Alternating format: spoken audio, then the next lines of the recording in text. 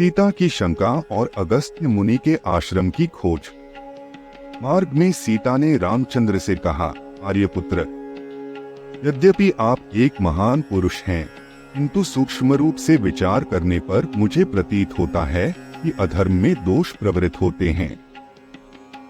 हे नाथ, संसार में कामजनित 3 दोष ऐसे हैं जिनका उन्हें परित्याग करना चाहिए। पहला कामजनित दोष है मिथ्या भाषण, जो आपने न तो कभी किया है और न ही कभी करेंगे। दूसरा कामजनित दोष है परस्त्रीगमन। आप एक पत्नी व्रतधारी और महान सदाचारी हैं, अतः यह कार्य भी आपके लिए असंभव है। तीसरा कामजनित दोष है बिना वैरभाव के ही दूसरों के प्रति क्रूरतापूर्ण व्यवहार। यह तीसरा दोष अर्थात क्रूरतापूर्ण व्यवहार ही आपके समक्ष उपस्थित है और आप इसे करने जा रहे हैं। अपने इन तपस्वियों के समक्ष राक्षसों को समूल नष्ट कर डालने की जो प्रतिज्ञा की है, उसी में मुझे दोष दृष्टिगत हो रहा है। आपके लक्ष्मण के साथ धनुष धारण कर इस वन में प्रवेश करने के कार्य को मैं कल्याणकारी नहीं समझती। मुझे यह उचित नहीं लगता कि जिन राक्षसों ने आपको किसी प्रकार की क्षति नहीं पहुंचाई है, उनकी हत्या करके आप व्यर्थ ही अपने हाथों को रक्तरंजित करें। मेरे दृष्टि में यह अनुचित और दोषपूर्ण कृत्य है। महाबाहो, पूर्व काल में किसी पवित्र वन में ईश्वर की आराधना में तल्लीन रहने वाले एक सत्यवादी एवं पवित्र ऋषि निवास करते थे। उनकी कठोर तपस्या से इंद्र भयभीत हो गए और उनकी तपस्या को भंग करना चाहा।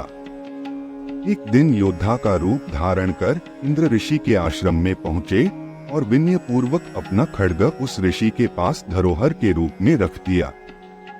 ऋषि ने उस खड्ग को लेकर अपनी कमर में बांध लिया, जिससे वह खो न जाए। कमर में बंधे खड्ग के प्रभाव से उनकी प्रवृत्ति में रौद्रता आने लगी। परिणाम स्वरूप वे तपस्या कम और रौद्र कर्म अधिक करने लगे। हे स्वामी, शस्त्र और अग्नि की संगति एक सा प्रभाव दिखाने वाली होती है। आपकी यह भीषण प्रतिज्ञा और आप दोनों भाइयों का निरंतर धनुष उठाए फिरना आप लोगों के लिए कल्याणकारी नहीं है। आपको उन निर्दोष राक्षसों की हत्या नहीं करनी चाहिए जिनका आपके प्रति कोई बैरभाव नहीं है।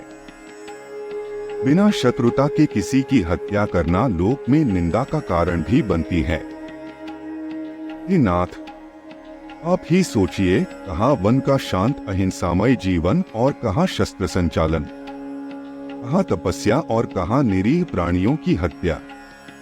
ये परस्पर विरोधी बातें हैं। अपने वन में आकर तपस्वी का जीवन अपनाया है, इसलिए उसी का पालन कीजिए। सनातन नियम यही है कि बुद्धिमान लोग कष्ट सहकर भी अपने धर्म की साधना करते हैं। मैं नारी सुलभ चपलता के कारण ही मैं आपको धर्म का यह उपदेश दे रही हूँ, अन्यथा किसमें सामर्थ्य है जो आपको धर्म का उपदेश दे।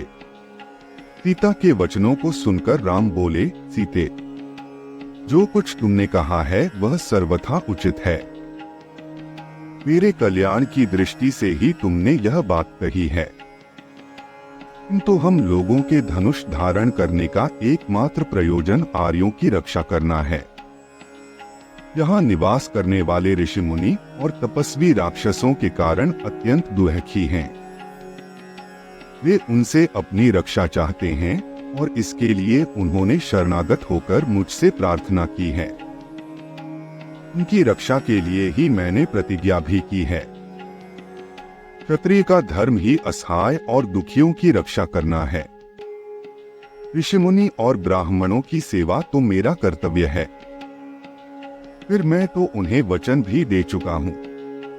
क्या तुम्हारे विचार से यह उचित है कि मैं उस प्रतिज्ञा को भंग कर दूं?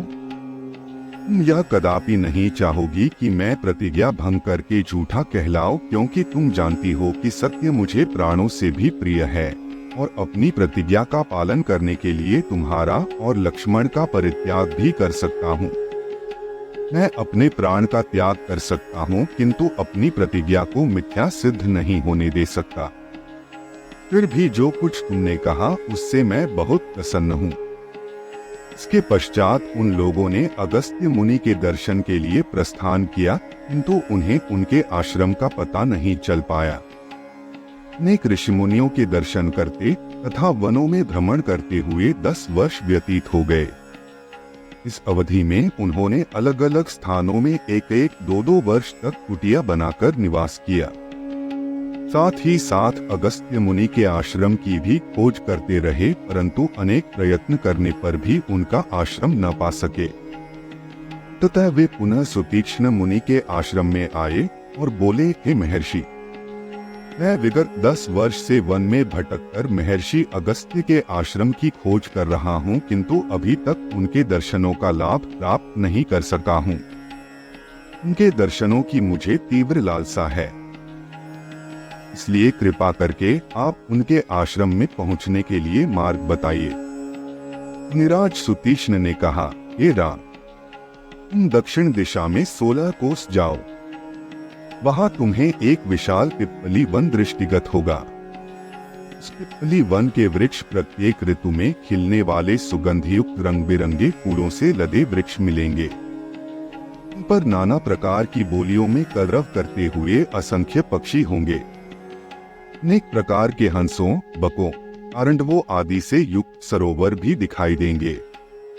इसी वन में महात्मा अगस्त्य के भाई का आश्रम है, जो वहां ईश्वर साधना में तल्लीन रहते हैं।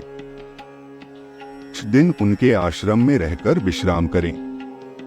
जब तुम्हारी मार्ग की क्लांति मिट जाए तो वहां से दक्षिण दिशा की ओर वन के किनारे चलना।